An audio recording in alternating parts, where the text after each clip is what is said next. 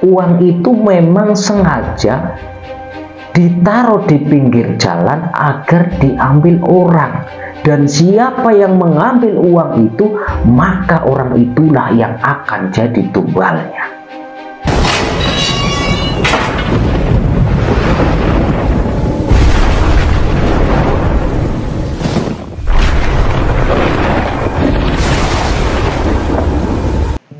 Assalamualaikum warahmatullahi wabarakatuh. Selamat malam para teman-teman semuanya. Pada kesempatan malam ini saya akan membagikan sebuah kisah nyata yang telah dikirimkan oleh Karjo, yang dimana Karjo ini adalah salah satu orang yang telah menemukan uang tepatnya pada bulan 1 Suro. Dan ternyata Karjo ini menemukan uang itu hanya akan dijadikan sosok tumbal oleh salah satu pelaku pesugihan. Di mana kisah kelengkapannya? Mari kita simak video ini sampai selesai. Dan ingat teman-teman semuanya, ini cerita yang sangat menarik sekali. Jadi jangan di skip-skip.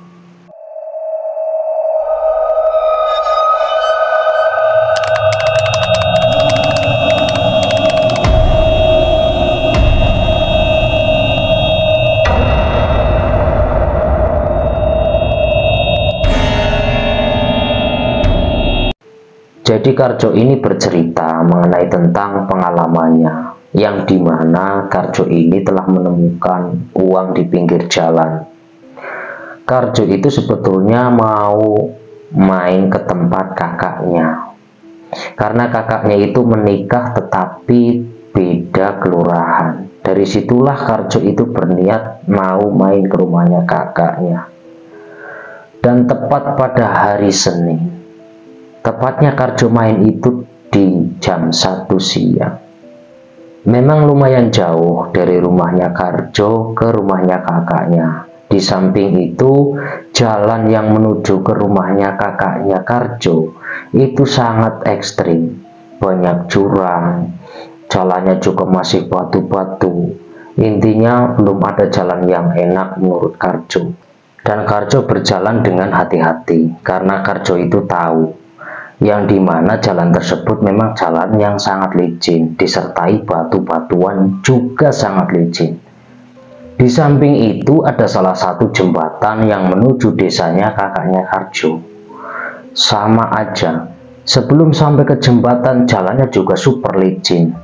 Dan di situ jembatan itu menurut Karjo itu masih jembatan kayu dan juga banyak lubang-lubangnya. Dan tidak lama kemudian akhirnya Karjo turun dari motornya. Niatnya Karjo untuk mendorong motornya, tapi dari situ Karjo itu kaget melihat ada kantong plastik di pinggir jalan. Dan Karjo itu sangat merasa penasaran. Akhirnya motor tersebut itu dipinggirkan juga, takut nanti di belakangnya Karjo ada motor lain yang akan lewat. Dari situ Karjo itu menengok kanan kiri depan belakang, kok sepi sekali, nggak ada orang. Dari situ Karjo mendekati plastik itu. Isinya itu apa? Karena plastik tersebut bukan seperti plastik biasa. Plastiknya itu masih bagus dan masih baru. Dan kenapa menggeletak ada di pinggir jalan? Menurut pikirannya si Karjo itu seperti itu. Kemudian Karjo pun mendekati. Ini kira-kira isinya apa? Kok ada plastik yang lumayan bagus ada di pinggir jalan ya? Kira-kira apa ya? Coba tak buka. Ketika dibuka oleh si Karjo ini, Karjo itu dengan rasa kagetnya, ternyata isi dari plastik tersebut adalah uang yang berjumlah lumayan banyak. Menurut Karjo, uang tersebut itu ada yang ratusan ribu, ada yang 50-an ribu, juga ada yang 20-an ribu, tapi jumlahnya lumayan banyak. Dari situ Karjo tidak sampai ngitung karena Karjo juga merasa takut. Takutnya jika nanti Karjo ngambil uang tersebut, ada orang yang nggak bener, Karjo malah ditodong sebagai maling atau bagi apa. Itu pikirannya Karjo. Nah dari situ akhirnya Karjo itu naliin lagi plastik tersebut. Tidak pakai waktu lama, Karjo melanjutkan mendorong motornya sampai melewati jembatan yang bolong-bolong tersebut. Setelah sampai di pinggir jembatan itu, akhirnya Karjo naikin kembali motornya sampai ke rumahnya kakaknya. Tapi sampailah ke tempat rumahnya kakaknya, Karjo itu tidak menceritakan bahwa Karjo tadi ketika berangkat melihat ada uang. Justru yang diceritakan oleh Karjo itu bukanlah uang, melainkan Karjo ini sedang jatuh cinta. Akan tetapi jatuh cintanya itu bukanlah dengan orang desanya sendiri, melainkan dengan orang desanya kakaknya. Dari situlah Karjo dari rumah menuju ke rumahnya kakaknya, berminat meminta bantuan ke kakaknya sendiri. Dan singkatnya Karjo itu pulang tepatnya pada di jam 5 sore hari. Pada waktu itu Karjo melintasi jalan yang sama. Dan betapa anehnya rasa Karjo tersebut. Kenapa uang yang ada di pinggir jalan atau plastik yang berada di pinggir jalan itu masih utuh di situ, nggak ada orang ngambil atau yang punya kembali lagi ngambil. Dari situlah Karjo itu berpikir bahwa orang-orang itu kok nggak memikir ngambil atau bagaimana. Dari situ Karjo akhirnya turun kembali dari motornya. Pikiran Karjo, duh ini di mana ya? Kok uang masih di sini terus? Padahal saya berangkat tadi jam 1 di sini. Kok ini masih di sini aja? Gimana kalau saya bawa aja ini uang, tapi nanti kalau ada orang mencari saya kembaliin. Dari situ Karjo berpikiran baik sekali. Pada waktu itu menurut Karjo, jika nanti ada orang yang mencarinya, maka Karjo akan mengembalikannya. Dari situ Karjo ambil uang itu lalu dimasukkan ke jok motor. Kemudian Karjo pulang menuju rumahnya sendiri. Ketika sampai ke rumahnya sendiri dan Karjo ambillah uang tersebut, dibawa ke tempat kamarnya Karjo. Akhirnya disimpanlah di lemari tempat bajunya Karjo sendiri. Dari situ Karjo juga nggak ngomong sama orang tuanya, sama sekali nggak ngomong. Jadi disimpan saja di situ karena Karjo itu sedang menunggu siapa yang kehilangan uang yang berjumlah lumayan banyak. Dari situlah Karjo memang sengaja niat menunggu. Akan tetapi sesampainya lebih dari 1 bulan nggak ada orang yang mencarinya. Dan ternyata setelah disimpan oleh Karjo, sama sekali nggak ada orang nyari atau nggak ada orang merasa kehilangan. Dari situlah disimpan oleh Karjo itu sampai 1 bulan lebih. Akhirnya Karjo berniat untuk mengambil 1 lembar uang yang berada di kantong plastik itu untuk membeli rokok dan paketan menurut Karjo. Akhirnya buat belilah paketan dan rokok gudang garam filter menurut Karjo. Pada waktu Karjo menyimpan uang itu sebelum dipakai itu nggak ada keanehan, nggak ada apa lain dan sebagainya, itu sama sekali biasa saja. Tapi yang dibikin aneh oleh Karjo, ketika Karjo itu sudah membeli rokok dengan paketan, rokoknya juga sudah mulai diisep satu persatu, itu malamnya mulai ada keanehan yang betul-betul tidak pernah dialami Karjo pada waktu-waktu sebelumnya. Dan ketika Karjo itu memakai uang tersebut, Karjo mulai mengalami keanehan-keanehan yang tidak pernah Karjo alami pada waktu sebelumnya. Yang dimana pada malam tersebut, ketika tepatnya itu pada waktu jam 8 malam, itu ada orang memanggil-manggil Karjo di luar rumah. Nah, dari situ Karjo itu sebetulnya rumahnya itu ada di pinggiran sawah yang jauh dari rumah-rumah yang lain. Nah, menurut Karjo itu dikira tetangganya atau saudaranya. Ternyata ketika pintunya dibuka, sama sekali nggak ada orang. Itu pertama kali Karjo itu mendengar ada orang yang memanggil. Dan tidak lama, sekitar jam 8:30 itu pun ada orang ngetok pintu lagi, memanggil kembali nama Karjo. Setelah dibuka juga sama sekali nggak ada orangnya. Akhirnya Karjo pun penasaran. Ini siapa ya, kok ngetokin pintu, manggilin nama saya, kok nggak ada orangnya? Itu kira-kira siapa ya? Apa itu hantu? Apa itu memedi? Atau itu orang ngerjain saya? Itu dalam hatinya si Karjo itu seperti itu. Dan tidak lama kemudian akhirnya Karjo pun pulang ke kamarnya sendiri. Tetapi dengan rasa kagetnya, ketika Karjo itu membuka pintu kamarnya sendiri, Karjo melihat ada bayangan yang terus berjalan-jalan di tembok kamarnya Karjo. Dan Karjo itu merasa aneh sekali, itu bayangan siapa? Kok ada bayangan terus berjalan mengelilingi tembok? Itu siapa? Di situ itu sama sekali nggak ada orang selain Karjo. Dan Karjo akhirnya menutup pintu kamar itu dan Karjo memanggil ibunya. Bu, sambil ngetok pintunya kamar ibunya.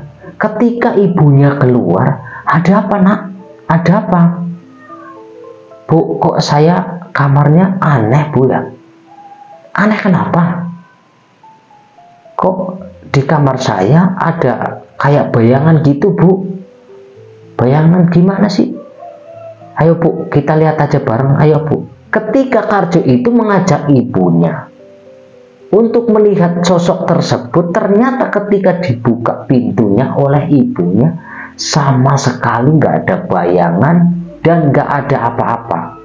Ibunya itu malah ngomong sama Karjo, ah kamu ngimpi kali nak, masa ada bayangan di kamar? Kamu paling ngiko itu, kamu paling ngiko. Enggak bu, aku itu nggak ngiko, aku betul-betul belum tidur bu. Ini bener, aku belum tidur.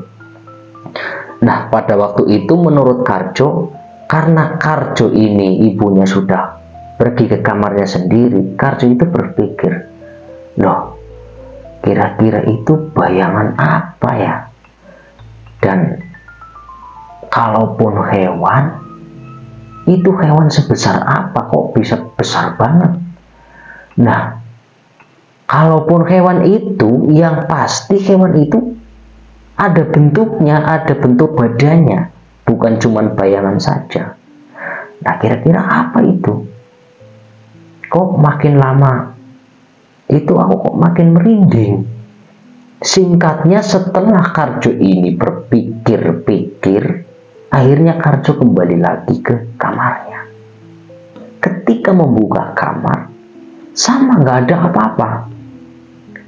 Tetapi Karjo semalaman itu tidak bisa tidur karena terbayang-bayang bayangan yang terus mengelilingi tembok itu.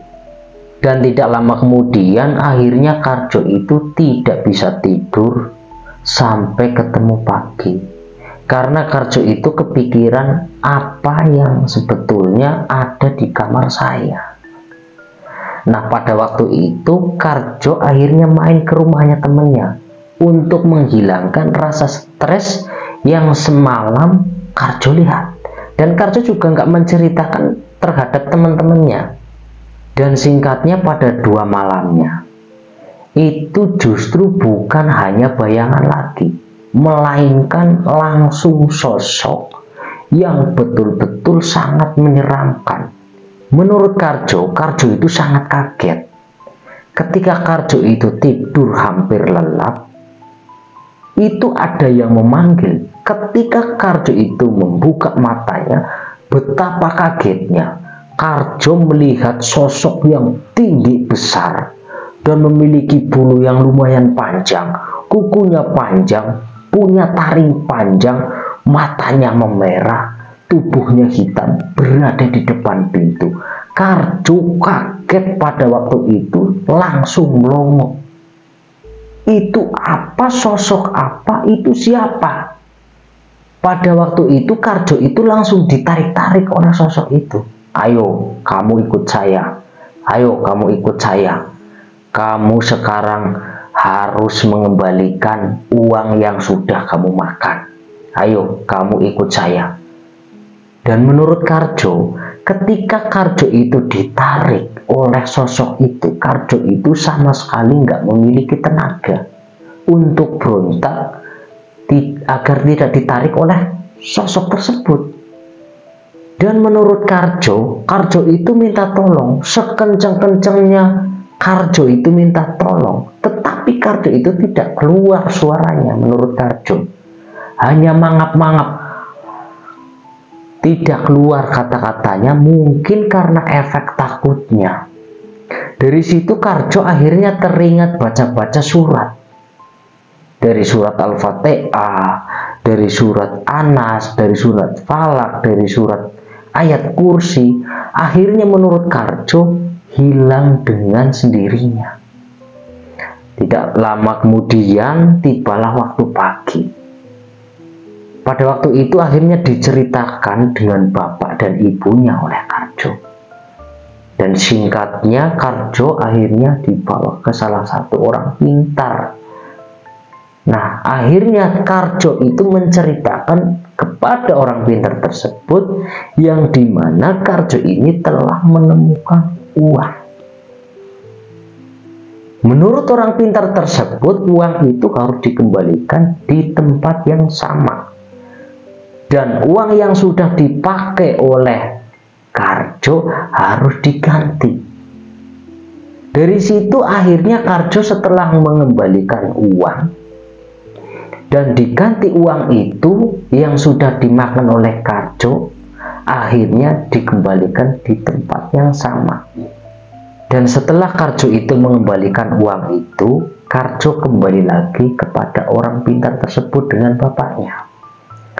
Menurut orang pintar tersebut, Karjo akan dijadikan tumbal karena telah menemukan uang tersebut. Uang itu memang sengaja ditaruh di pinggir jalan agar diambil orang. Dan siapa yang mengambil uang itu, maka orang itulah yang akan jadi tumbalnya. Dan akhirnya Karjo itu diberi pesan oleh orang pintar itu, bahwa jangan pernah ninggalin sholat, dan ditambahin banyak-banyakin zikir, dan memintalah pertolongan kepada Yang Maha Kuasa. Insya Allah kamu nanti akan terus dilindungi, asalkan kamu meminta dengan cara yang baik, meminta kepada Allah. Insya Allah kamu akan terus terlindungi. Nah, betul saja menurut Karjo. Setelah Karjo itu mengikuti orang pintar tersebut untuk tidak meninggalkan sholat, untuk sering berzikir, sering-sering membaca Yasin, ternyata benar. Sampai saat ini Karjo sudah memiliki anak 2 dan sehat waras. Tidak ada gangguan dari sosok itu. Itu menurut Karjo, setelah uang itu dikembalikan, itu nggak tahu uang itu diambil orang atau uang itu hilang dengan secara gaib. Yang jelas Karjo tidak tahu menahu. Justru malah kalau ke rumahnya kakaknya, setelah waktu itu kena gangguan itu, Akhirnya Karjo itu malah muter, tidak melewati jalan itu, justru melewati jalan yang lebih jauh dari jalan yang itu. Akhirnya Karjo itu sampai saat ini Karjo masih mengingat-ingat jika ada uang di jalan, dari uang 500 rupiah sampai berjuta-juta, Karjo teringat betul tidak akan ngambil uang yang berada di jalan itu. Takutnya seperti yang udah diambil dulu.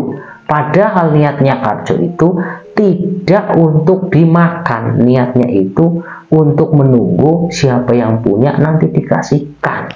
Tetapi karena sudah 1 bulan itu sama sekali nggak ada yang nyari, akhirnya dipakailah oleh Karjo untuk membeli paketan dan rokok. Ternyata Karjo itu akan dijadikan tumbal. Dan akhirnya Karjo menceritakan pengalamannya dengan saya. Dan ini adalah sebuah pengingat untuk kita semua. Apalagi tepatnya di bulan Suro. Jadi buat teman-teman, kalau ada uang di jalan maupun ada uang di mana, kalau itu bukan hak miliknya kita, janganlah kita ambil. Takutnya terjadi seperti kayak Mas Karjo. Semoga kisah pengalamannya Mas Karjo bisa bermanfaat untuk kita semua. Dan mungkin cukup sampai di sini teman-teman. Mohon maaf apabila saya ada kesalahan kata. Saya mohon maaf sebesar-besarnya. Dan saya pamit undur diri. Wassalamualaikum warahmatullahi wabarakatuh.